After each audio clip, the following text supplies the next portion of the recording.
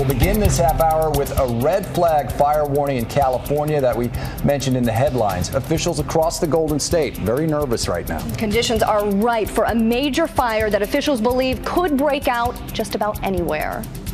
California has the perfect combination of conditions right now for a major fire outbreak. Extremely low humidity, widespread drought, and strong Santa Ana winds. It is drier. I can feel it in my head and everything. It's drier. A small fire on Kimball Island between San Francisco and Sacramento grew quickly and burned across nearly 50 acres. At least one building was lost and the small island was evacuated. In Southern California, fire crews worked fast to limit the damage from a fire right alongside the famous Pacific Coast Highway. Aircraft brought in to drop tons of water on the flames as they burned just feet from multi-million-dollar clifftop homes.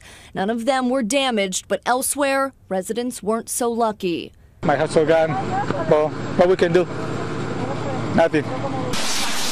That man's house and at least one other were lost in a Riverside County fire. About a dozen other buildings and 40 vehicles also burned.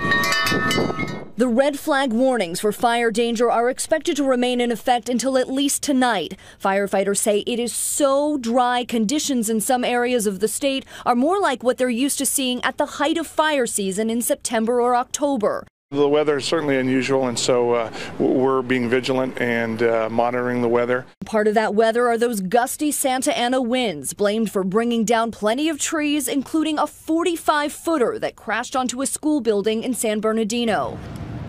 Yeah, the situation is so serious. They're hiring seasonal firefighters ahead of schedule just to try to get on top of this. Yeah, as a matter of fact, 125 firefighters coming back to strength in just the Bay Area alone, and you know, up and down the state. It is just so dry there, and these Santa Ana winds.